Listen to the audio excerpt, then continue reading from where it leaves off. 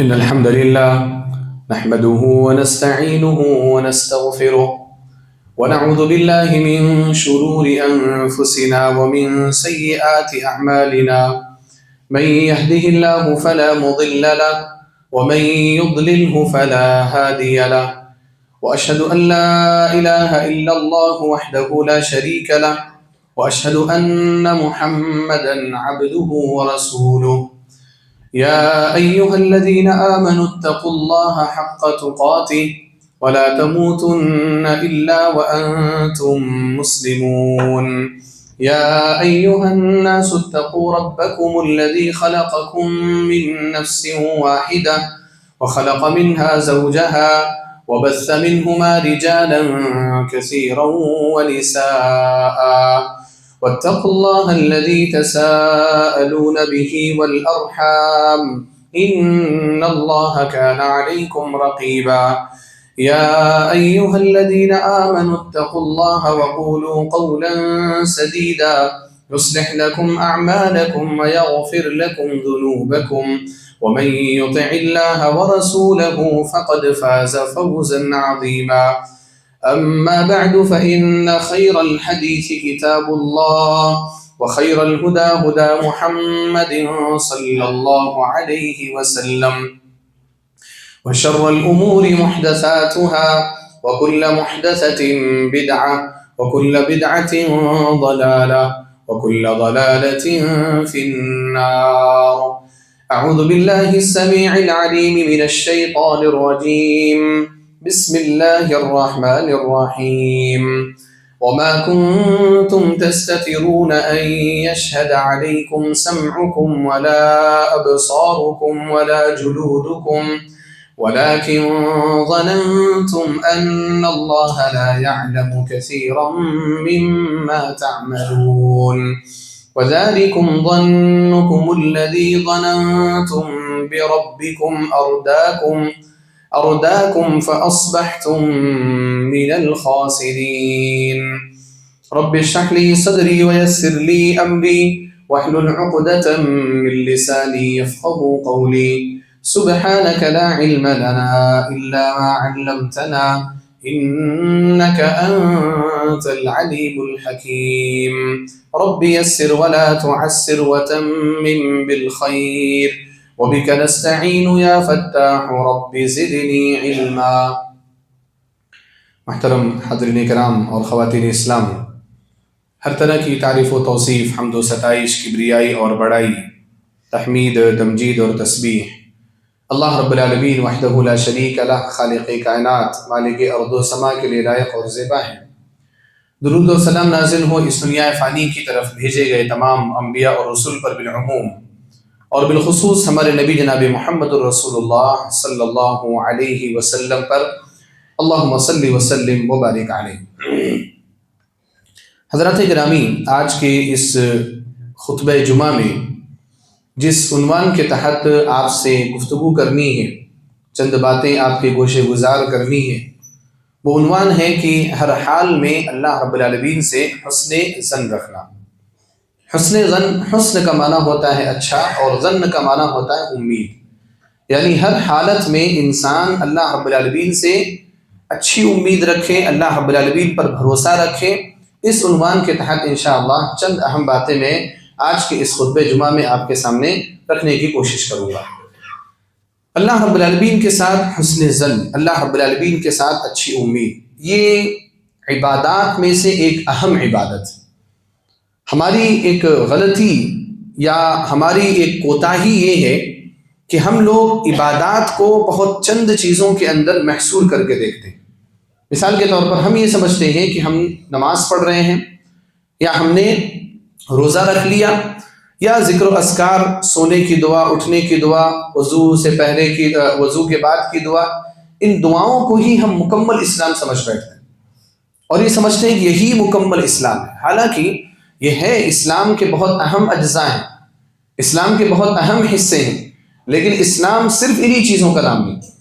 اسلام جو ہے 4 چیزوں کا نام ہے۔ اسلام عقائد کا نام، اسلام عبادات کا نام، اسلام اخلاق کا نام، اسلام معاملات کا نام، ان چاروں چیزوں سے مل کر کے اسلام مکمل ہوتا ہے۔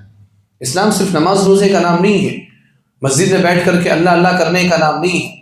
تو ہم نے انہی چیزوں کو عبادات سمجھا ہے، اور یہ ہماری بہت بڑی غلط فہمی ہوا کرتی ہے۔ حالانکہ عبادات بہت وسیع اور کشادہ معنی میں استعمال کیے جاتے ہیں۔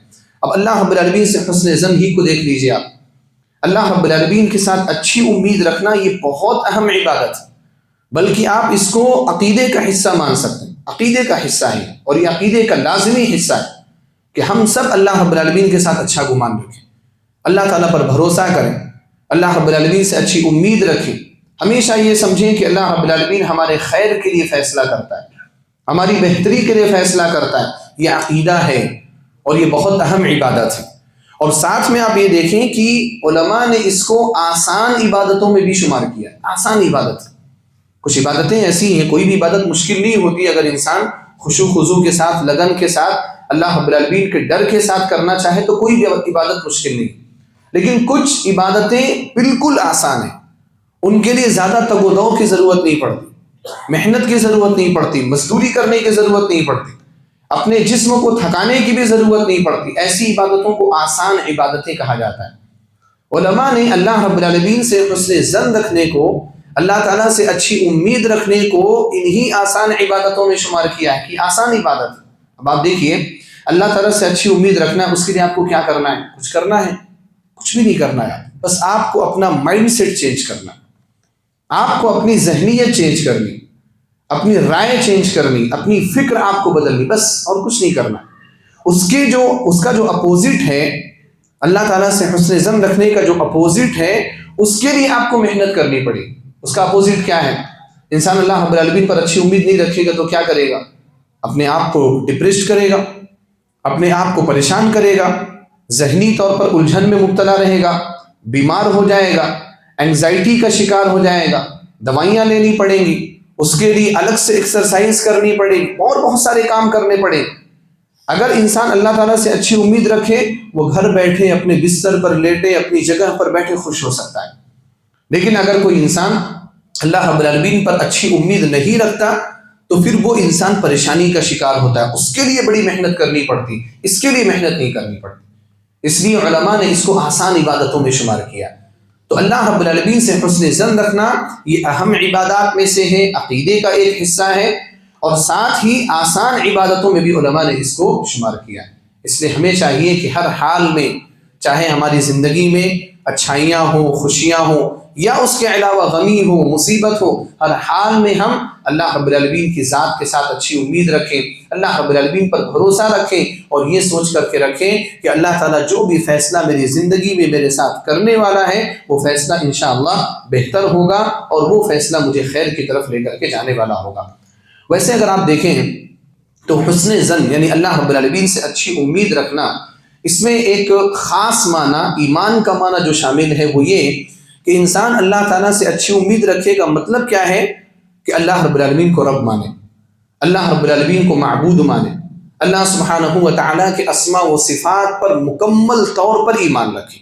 اس کو بھی حسن ظن میں شمار کیا جاتا ہے۔ ویسے جب ہم حسن ظن کی بات کرتے ہیں تو عام طور پر مصیبتوں کے وقت اللہ تعالیٰ سے اچھی امید رکھنے کی بات ذہن میں آتی، یہ والی بات ذہن میں نہیں آتی، اور یہ بہت اہم، یعنی حسن ظن اللہ تعالیٰ کے ساتھ اچھی امید رکھنے کا مطلب کیا کہ اللہ تعالیٰ کی جتنے اسماء ہیں، جتنی صفات ہیں، جتنے نام ہیں، ان تمام اسماء و صفات میں، ان تمام ناموں میں اللہ رب العالمین کو یکتا ماننا، اور یہ ماننا کہ واقعی اللہ رب العالمین کے لائق یہ چیزیں ہیں، اور اللہ رب العالمین ان صفتوں سے متصف ہے۔ مثال کے طور پر اللہ تعالیٰ کی صفات میں سے ایک صفت ہے کہ علیم، اللہ رب العالمین جانتا ہے۔ اب اگر آپ یہ عقیدہ رکھتے ہیں اور یہ سوچتے ہیں ہمیشہ کہ اللہ رب العالمین آپ کے ہر کام کو جانتا ہے، آپ کے ہر ایکشن کو دیکھتا ہے، ہر ایکٹ کو جانتا ہے، تو آپ اللہ تعالیٰ سے اچھی امید رکھ لیں۔ لیکن اگر آپ کو کہیں یہ لگتا ہے کہ اللہ رب العالمین میری بعض باتوں کو نہیں جانتا، میں نے چھپ کر کے جو کام کر لی اللہ تعالیٰ اس کو نہیں جانتا، اللہ رب العالمین اس پر ہماری پکڑ نہیں کر سکتا، اگر یہ فکر آپ کے ذہن میں آ گیا تو اس کا مطلب کہ آپ کا گمان اللہ رب العالمین کے ساتھ اچھا ہے، اور یہ گمان انسان کو جہنم میں لے کر کے جانے والا ہے۔ خود مسنونہ کے بعد جو آیت کریمہ میں نے تلاوت کی نا، وہ اسی گمان سے تعلق رکھنے والی آیت۔ اللہ رب العالمین نے فرمایا اہل جہنم کے بارے میں کہ جب جہنمیوں کو جہنم میں داخل کر دیا جائے گا تو اللہ نے فرمایا کہ وما کنتم تستترون ان یشهد علیکم سمعکم ولا ابصارکم ولا جلودکم، کہ جب تم دنیا میں گناہ کرتے تھے تو تمہیں یہ خیال بھی نہیں ہوتا تھا کہ ایک دن ایسا بھی آنے والا ہے کہ تمہارے کان، تمہاری نگاہیں، تمہارے اسکنز، تمہارے چمڑے تمہارے خلاف گواہی دیں گے، تمہیں اس بات کا احساس بھی نہیں ہوتا تھا۔ آج یہ ساری چیزیں تمہارے خلاف ہیں۔ اللہ رب العالمین اس دن کہے گا کہ جب تم گناہ کرتے تھے تم کہاں رہتے تھے، تم کیا سوچتے تھے اللہ رب العالمین کے بارے میں؟ تمہیں ذرہ برابر بھی یہ گمان نہیں ہوتا تھا کہ یہ سارے باڈی پارٹس، یہ سارے اعضاء تمہارے خلاف گواہی دینے والے، تمہیں جہنم کی طرف لے کر کے جانے والے، تمہیں ذرہ برابر اس بات کا گمان نہیں رہتا۔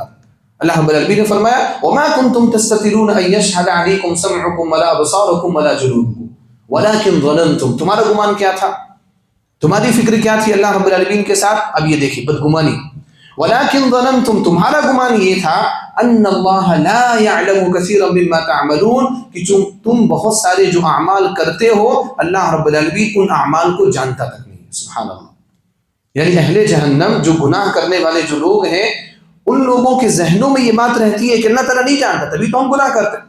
اگر کسی کے دل کے اندر تقویٰ پیدا ہو جائے، خشیت پیدا ہو جائے، اور ہمیشہ وہ اللہ رب العالمین کو اپنا مراقب سمجھے کہ اللہ تعالیٰ کی نگہبانی میں ہے، جیسے ہم CCTV کیمرے کی نگرانی میں رہتے ہیں تو ہم کیسے اپنے آپ کو ٹھیک ٹھاک بنانے کی کوشش کرتے ہیں، اپنے آپ کو اچھا رکھنے کی کوشش کرتے ہیں۔ اگر کوئی یہ سمجھے کہ اللہ رب العالمین کی وہ نگرانی میں ہے تو کیا وہ گناہ کا کام کرے گا؟ نہیں کرے گا۔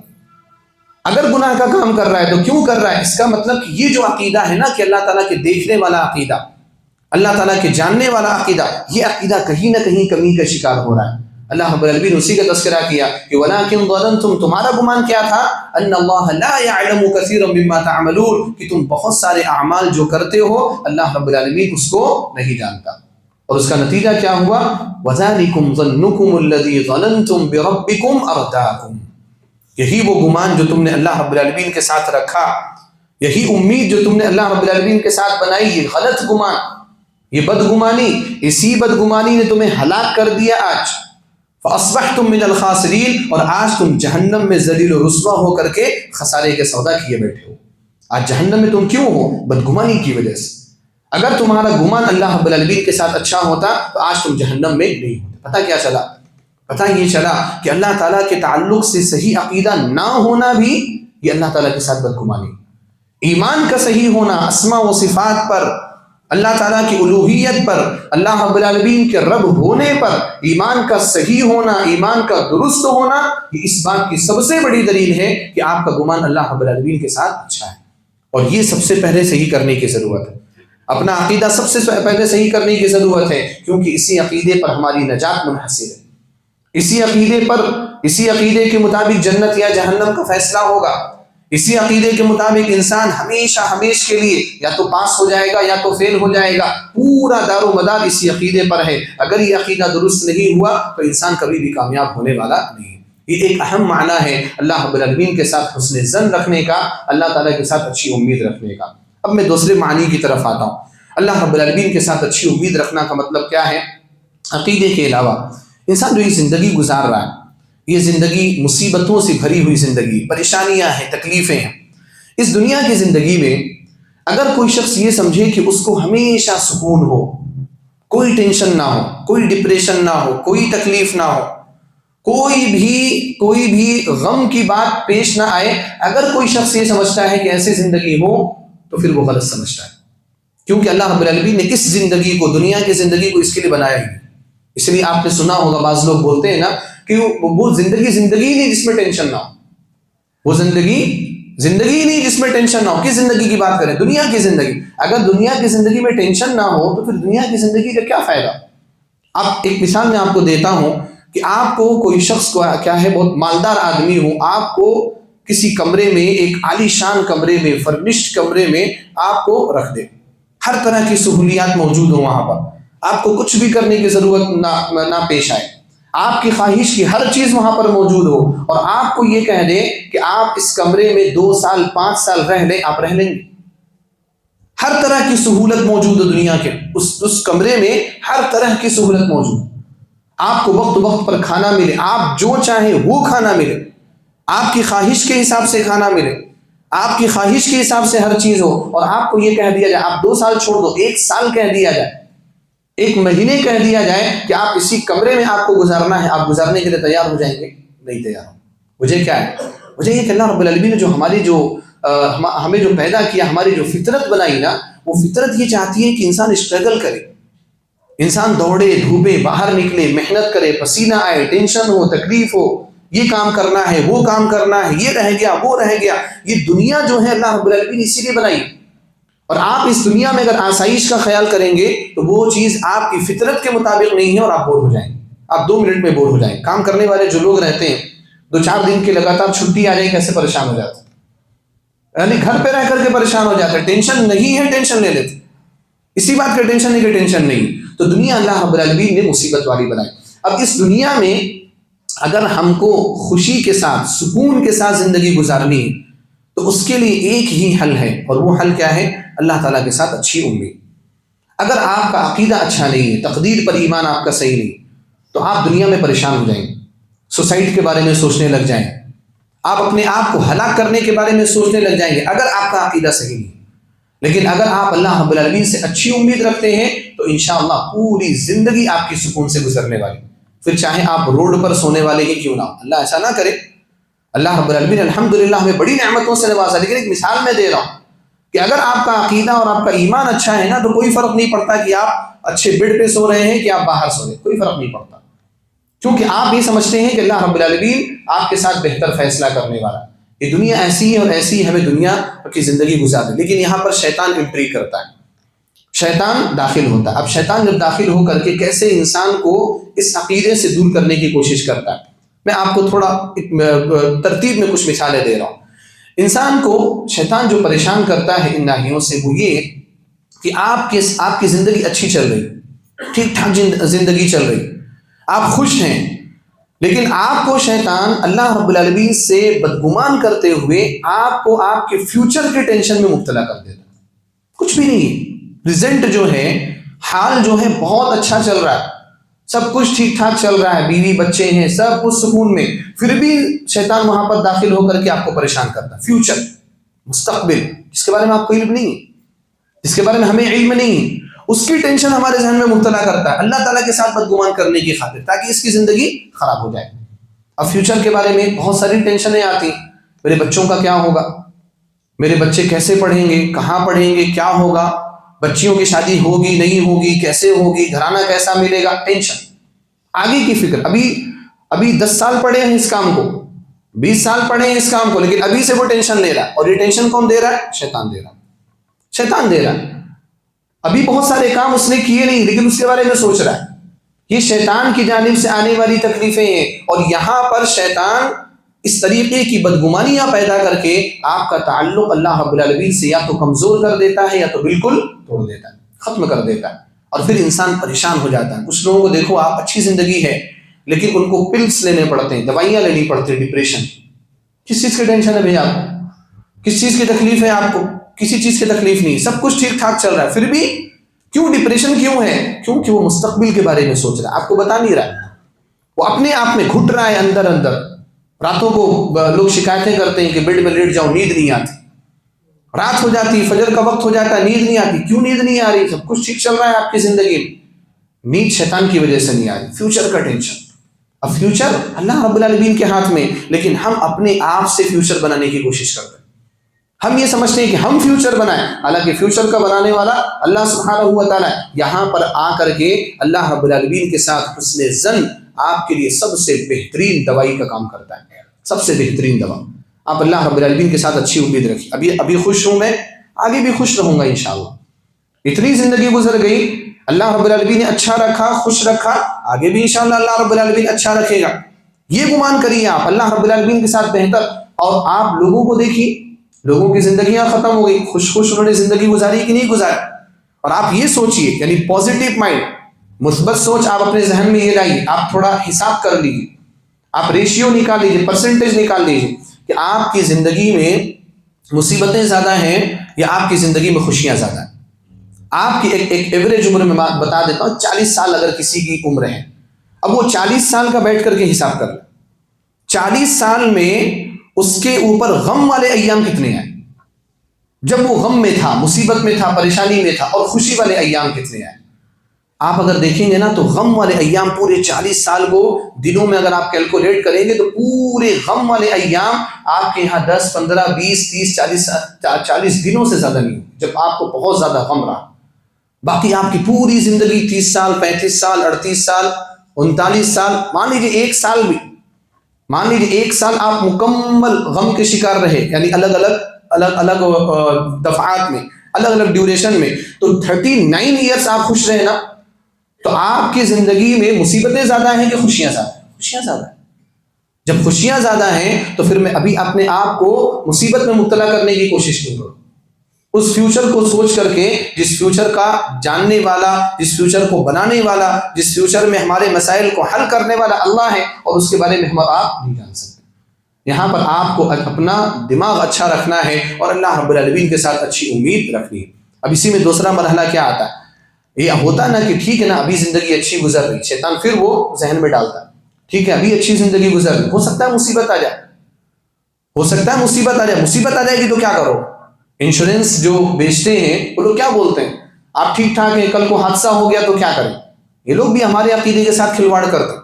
شریعت میں انشورنس کو جو حرام قرار دیا گیا ہے، اس کے وجوہات میں سے جہاں ایک یہ ہے کہ وہ گیمبلنگ ہے، وہ جوا ہے، وہ ایک بڑی وجہ یہ ہے کہ وہ عقیدے کو خراب کرتا ہے۔ خواہ مخواہ میں آپ فیوچر کے بارے میں ٹینشن کر رہے ہیں، آپ ٹھیک ٹھاک ہیں نا؟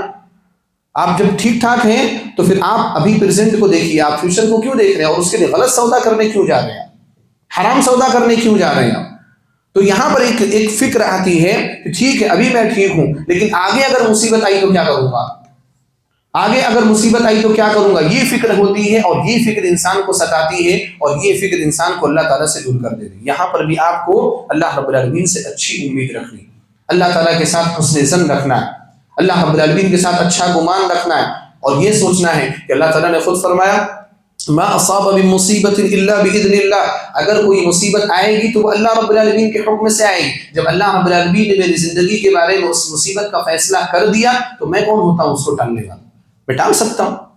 کوئی مصیبت آئی تو میں اس کو روک سکتا ہوں؟ پوری دنیا مل جائے، پوری دنیا اپنی طاقت لگا دے، کسی کے اوپر آنے والی کوئی مصیبت کوئی نہیں روک سکتا اگر اللہ رب العالمین نے اس مصیبت کو پہنچانا چاہا ہے۔ تو جب ہم اس کو روک نہیں سکتے تو اب اس پر کیا کرنا ہے؟ وَمَن يُؤْمِن بِاللَّهِ يَهْدِ قَلْبَهُ، اللہ رب العالمین نے فرمایا کہ جو شخص اللہ رب العالمین پر ایمان رکھ لے، اللہ تعالیٰ کے بارے میں اچھا گمان رکھ لے، اللہ تعالیٰ کی ذات کے ساتھ اچھی امید رکھ لے، اللہ رب العالمین اس کے دل کو سکون عطا کر دیتا ہے۔ سکون۔ آپ نے تقدیر پر ایمان رکھ لیا، تقدیر پر ایمان کو دوہرا لیا، تقدیر ہے، قدر اللہ ما شاء فعل، اللہ تعالیٰ نے تقدیر بنائی ہے اور اللہ تعالیٰ نے جو کچھ چاہا ہے وہ کر دیا ہے، اب میں اس کو ٹال نہیں سکتا ہوں، مصیبت آنی تھی آ گئی، اب اس پر مجھے کیا ہے؟ صبر کرنا ہے۔ اگر آپ یہ سوچیں گے تو اس چیز سے آپ کو لڑنے میں مدد ملے گی۔ اب اسی میں تیسری چیز جو آتی ہے وہ یہ کہ کبھی کبھار کچھ لوگ یہاں تک تو پہنچ جاتے ہیں کہ ٹھیک ہے مصیبت آئے گی تو تقدیر پر بھروسہ کر لیں گے، اللہ تعالیٰ کے ساتھ اچھی امید رکھ لیں گے، لیکن شیطان یہاں پر بھی وسوسے میں مبتلا کرتا ہے کہ کیا گارنٹی ہے کہ جب مصیبت آئے گی تو آپ صبر کر لو؟ کیا گارنٹی؟ کس بات کی ضمانت؟ اب یہ سوچ کر کے انسان ڈپریشن میں جاتا رہتا ہے۔ ٹھیک ہے مجھے پتا ہے تقدیر پر ایمان ہے، اللہ تعالیٰ کا فیصلہ ہے، اللہ کا فیصلہ صحیح ہوتا ہے، یہ سب مجھے پتا ہے، لیکن کیا گارنٹی ہے کہ جب میرے اوپر مصیبت آئے گی، کوئی پریشانی آئے گی تو میں صبر کر لوں گا، میں تقدیر پر ایمان رکھ لوں گا؟ کیا گارنٹی؟ کسی کو کوئی ضمانت تو نہیں ہے نا۔ اب یہاں پر بھی انسان پریشان ہوتا ہے۔ اب اس ایسی صورت میں کیا کریں؟ ایسی صورت میں بھی وہ پازیٹیو سوچے، اچھی بات سوچے۔ اللہ کے رسول صلی اللہ علیہ وسلم نے فرمایا، صحیح بخاری وغیرہ کی روایت ہے کہ وَمَن يَتَصَبَّرْ يُصَبِّرْهُ اللَّهُ، کہ اگر کوئی شخص صبر کرنے کا ارادہ کر ہی لے اللہ رب العالمین اس کو صبر دے دیتا ہے۔ اب اگر آپ نے صبر کا ارادہ کر لیا ہے کہ میں صبر کر لوں گا، کچھ بھی ہو جائے میری زندگی میں، اللہ رب العالمین آپ کو توفیق دے گا، اللہ رب العالمین آپ کو صبر کی توفیق دے گا۔ اگر آپ نے صبر کا ارادہ ہی نہیں کیا، مائنڈ ہی نہیں بنایا، سوچا ہی نہیں، ذہن ہی نہیں بنایا، تو کبھی بھی آپ صبر نہیں کر سکتے۔ یہ بات سوچ کر کے آپ یہاں پر اللہ رب العالمین سے اچھی امید رکھ سکتے۔ اور پھر مصیبت اگر آ بھی گئی تو پھر آپ دیکھیے کہ اللہ رب العالمین کے ساتھ اچھا گمان کیسے آپ کو مصیبتوں سے نکالتا ہے۔ بڑی مثالیں موجود ہیں، میں چند مثالیں مختصر انداز میں دوں گا۔ حضرت ابراہیم علیہ السلام کا واقعہ آپ نے بار بار سنا۔ حضرت ابراہیم علیہ السلام نے جب بتوں کو پاش پاش کیا، ان کو ٹکڑے کر دیا، تو پوری قوم نے مل کر کے حضرت ابراہیم علیہ السلام کو آگ میں ڈالنے کا ارادہ کر لیا، پلان بنایا، منصوبہ بنایا، آگ جلائی گئی، بہت بڑی آگ جلائی گئی، اور حضرت ابراہیم علیہ السلام کو اس میں ڈالا جانے لگا۔ آپ کو معلوم ہے حضرت ابراہیم علیہ السلام نے اس وقت کیا پڑھا؟ حضرت ابراہیم علیہ السلام نے اس وقت ایک ذکر پڑھا، ایک کلمہ پڑھا، حسبی اللہ ونعم الوکیل، میرے لیے اللہ کافی ہے اور وہ بہترین کارساز ہے۔ یہ اللہ تعالیٰ کے ساتھ اچھا گمان۔ سامنے دیکھو آگ ہے، ایسی آگ ہے کہ انسان اس آگ میں پڑے گا تو فوراً ختم ہو جائے گا، ایسی آگ ہے، لیکن اللہ رب العالمین کے ساتھ گمان اس سے اعلیٰ ہے، اللہ رب العالمین کے ساتھ امید اس سے اعلیٰ ہے۔ حسبی اللہ ونعم الوکیل، میرے لیے اللہ ہی کافی ہے اور وہ بہترین کارساز ہے، بہترین کام بنانے والا ہے، بہترین پلانر ہے، بہترین منصوبہ بنانے والا ہے، اللہ رب العالمین مجھے بچائے گا۔ اللہ تعالیٰ کے ساتھ اچھا گمان رکھنے کا فائدہ کیا ہوا؟ قلنا یا نار کونی بردا وسلاما علی ابراہیم، اللہ تعالیٰ نے فرمایا کہ ہم نے کہا کہ اے آگ تو ابراہیم علیہ السلام کے حق میں ٹھنڈی ہو جا، اور ٹھنڈی اتنی بھی ٹھنڈی نہ ہو جائے کہ حضرت ابراہیم علیہ السلام کو تکلیف ہو۔ اللہ رب العالمین نے فرمایا وسلاما، اور سلامتی والی بھی ہو جا، علی ابراہیم، ابراہیم کے حق میں۔ وہ آگ جس کا کام ہے جلانا، دنیا والوں کے علم کے مطابق، ظاہر کے علم کے مطابق، اس آگ نے حضرت ابراہیم علیہ السلام کو کہا جاتا ہے کہ حضرت ابراہیم علیہ السلام کے صرف ہاتھوں اور پیروں کے بندھن کو جلایا، ابراہیم علیہ السلام کو قید سے آزاد کیا، ابراہیم علیہ السلام کے بال کا ایک حصہ بھی نہیں جلا۔ یہ کیسے ہوا؟ اللہ رب العالمین کے ساتھ اچھی امید رکھنے کی بنا پر۔ اب انہی کی بیوی کو دیکھیے آپ، ابراہیم علیہ السلام کی بیوی حضرت ہاجرہ علیہ السلام، حضرت ہاجرہ علیہ السلام جو اسماعیل علیہ السلام کی والدہ ہیں۔ اللہ رب العالمین کا حکم ہوا، ابراہیم علیہ السلام شام میں رہا کرتے تھے، سیریا میں، بیت المقدس کے پاس۔ حکم ہوا کہ آپ مکہ میں جا کر کے اپنی فیملی کو چھوڑ کر کے آئیے۔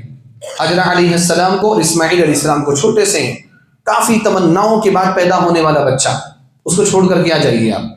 ابراہیم علیہ السلام آئے مکے میں، اس وقت مکے میں کوئی بھی نہیں تھا۔ اللہ رب العالمین نے قرآن کریم میں کہا واد غیر ذی زرع، ایسی وادی تھی جہاں کوئی کھیتی نہیں، جہاں کوئی پانی نہیں، جہاں کچھ بھی نہیں تھا، ایسی وادی میں کوئی رہنے والا بندہ نہیں ہے وہاں پر، ایسی وادی میں ابراہیم علیہ السلام کو چھوڑنے کا حکم دیا گیا۔ ابراہیم علیہ السلام نے کہا کہ تم کو یہیں رہنا ہے، ہاجرہ علیہ السلام سے اور اپنے بیٹے اسماعیل علیہ السلام سے کہا تم کو یہیں رہنا ہے۔ اب ہاجرہ علیہ السلام پریشان، یہاں رہوں گی میں، کیسے رہوں گی میں، کون ہے یہاں پر، کھانے کا کیا ہے، پانی کیا ہے، کچھ بھی نہیں ہے۔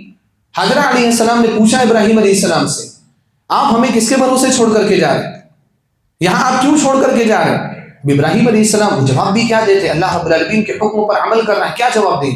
ابراہیم علیہ السلام نے کوئی جواب نہیں دیا، بلکہ روایات میں ہے کہ پلٹ کر کے بھی نہیں دیکھا، فیس نہیں کر سک رہے تھے ابراہیم علیہ السلام اپنی بیوی اور بچوں کو، کیا جواب دیں گے ان کو۔ حضرت ہاجرہ علیہ السلام نے دوبارہ پوچھا آپ ہمیں یہاں کیوں چھوڑ کر کے جا رہے ہیں، دوبارہ بھی جواب نہیں دیا ابراہیم علیہ السلام نے۔ تیسری مرتبہ پوچھا کہ آپ ہمیں کیوں چھوڑ کر کے جا رہے ہیں، تیسری مرتبہ بھی جب ابراہیم علیہ السلام نے جواب نہیں دیا تو خود ایمان والی تھی حضرت ہاجرہ علیہ السلام، انہوں نے کہا اللہ امرک بہذا، کہ اللہ رب العالمین نے آپ کو اس بات کا حکم دیا ہے۔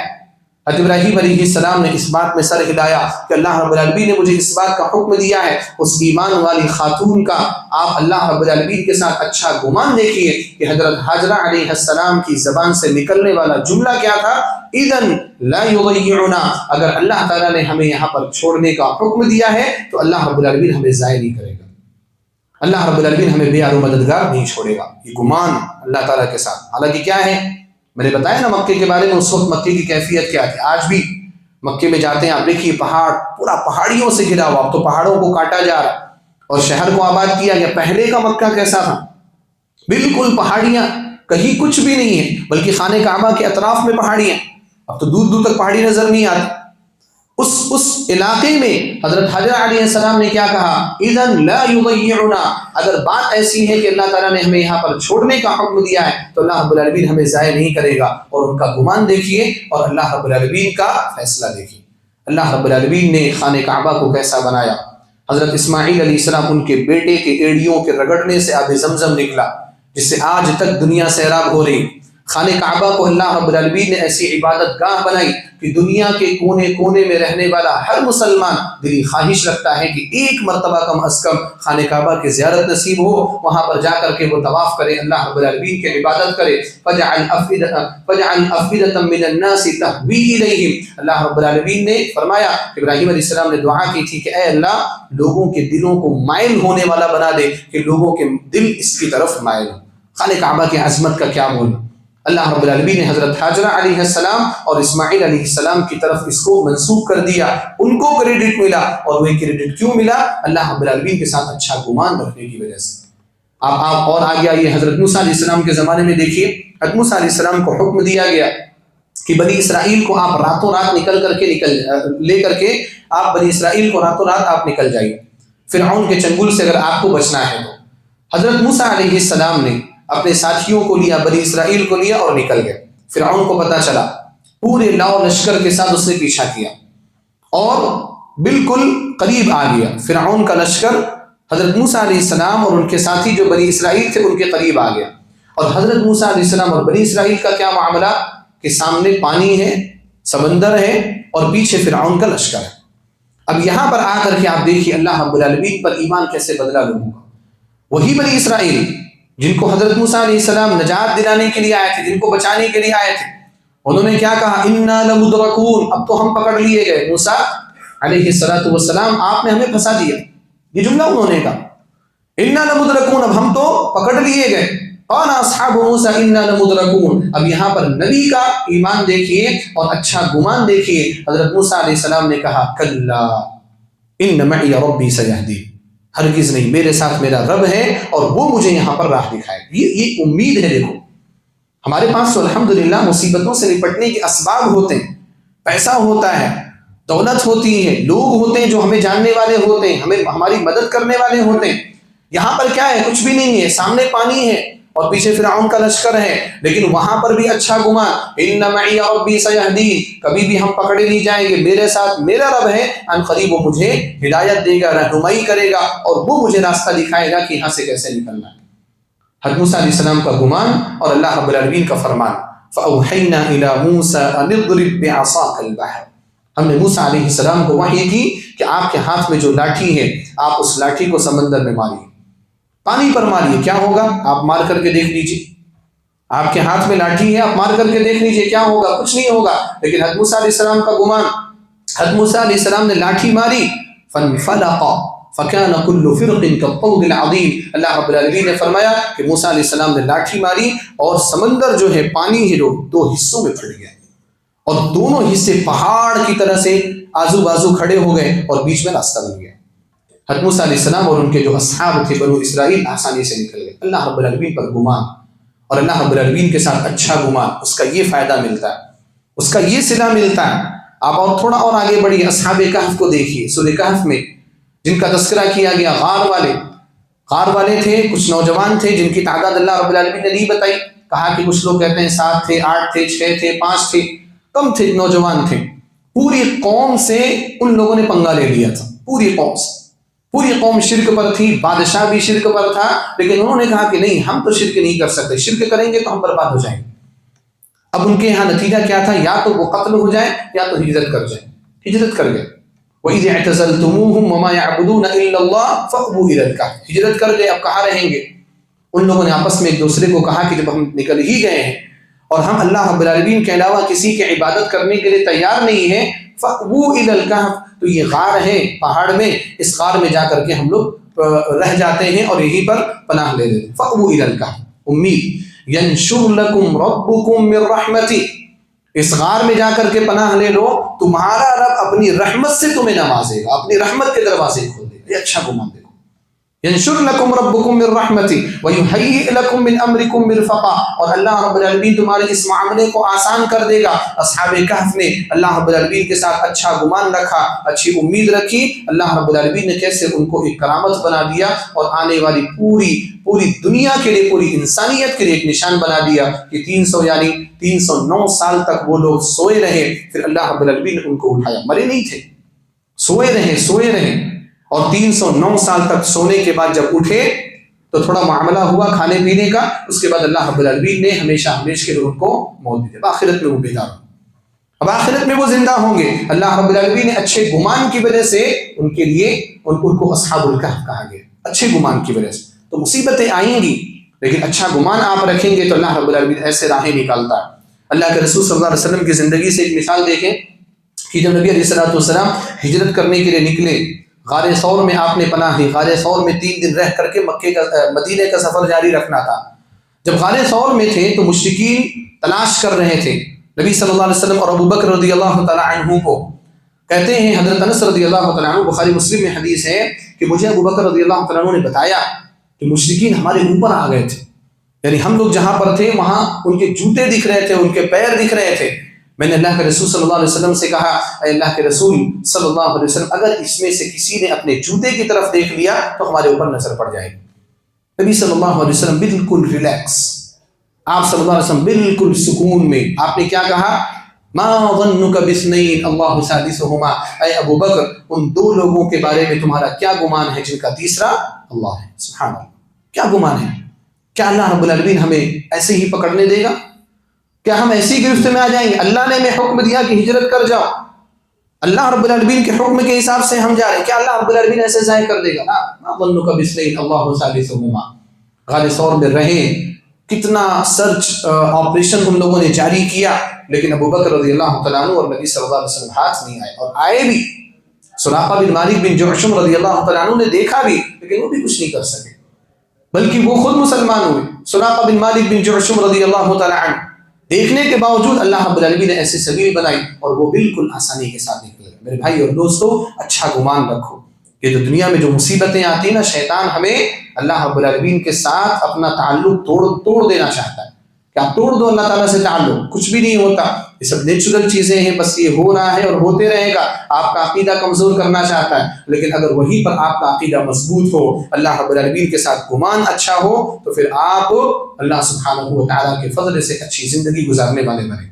لیکن اگر مصیبتوں کے تعلق سے آپ ان معلومات کو اپنے ذہن میں نہ رکھیں اور مصیبتوں کے آنے پر صبر نہ کریں، اللہ تعالیٰ کے فیصلے پر راضی نہ ہو، اللہ رب العالمین کی تقدیر پر اپنے ایمان کی تجدید نہ کریں، تو پھر ایسے ہی گمراہ ہو جائیں گے، اور نتیجہ کیا ہوگا؟ کوئی سوسائڈ کرتا دکھے گا، کوئی ڈپریشن میں دکھے گا، کوئی انگزائٹی میں دکھے گا، کوئی پاگل بن کر کے زندگی گزارے گا۔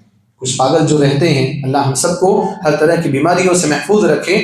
کچھ پاگل ایسے رہتے ہیں، ان کی ہسٹری، ان کی زندگیوں کے بارے میں پڑھو تو پتہ چلتا ہے کہ کسی بڑے حادثے کا شکار ہو گئے، کوئی بڑا حادثہ ہے اور پاگل بن کے روڈوں میں گھوم رہے، جن کو ہر طرف سے دھتکارا جا رہا ہے، جن کو پیشاب پخانے کی بھی تمیز نہیں ہے، جو روڈوں میں ایسے ہی پڑے ہوئے ہیں۔ کیوں ہوتا ہے؟ یہ عقیدہ صحیح نہ ہونے کی بنا پر ہوتا ہے، عقیدہ مضبوط نہ ہونے کی بنا پر ہوتا ہے۔ اگر عقیدہ مضبوط ہے تو پھر الحمدللہ یہ زندگی ہمارے لیے کیا ہے؟ آسانی کے ساتھ گزر جانے والی۔ ہم یہ سمجھتے ہیں کہ دنیا کی زندگی آخری زندگی نہیں ہے، ہم یہاں پر دنیا کے اعتبار سے کامیاب ہو یا کامیاب نہ ہو اس سے کوئی فرق نہیں پڑتا، لیکن اگر عقیدہ صحیح ہے اور اللہ رب العالمین کے ہاں کامیاب ہو گئے تو یہی ہماری اصل پہچان اور یہی ہمارا اصل مقصد ہے۔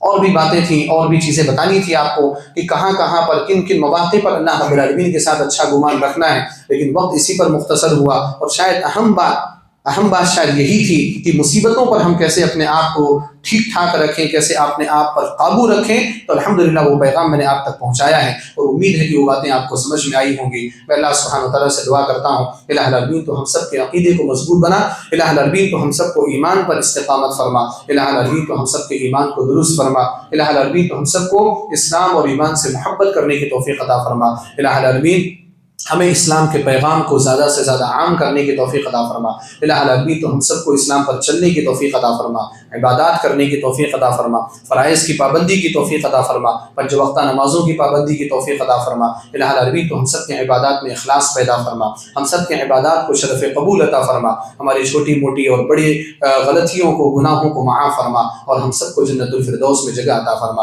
الہ العالمین جو لوگ بیمار ہیں ان کو شفایابی عطا فرما، جو مقروض ہیں ان کے قرض کی ادائیگی میں ان کی مدد فرما، جو پریشان حال ہیں ان کی پریشانیوں کو دور فرما، الہ العالمین جو لوگ اہل توحید ہیں اور اس دنیا سے جا چکے ان کی مغفرت فرما، ان کی قبروں کو منور فرما، ان کو کروٹ کروٹ جنت نصیب فرما، الہ العالمین تو ہم سب کو اسلام اور ایمان پر زندہ فرما، اور جب ہمارا خاتمہ ہو تو لا الہ الا اللہ محمد رسول اللہ پر ہمارا خاتمہ فرما، آمین، وآخر دعوانا ان الحمد للہ رب العالمین۔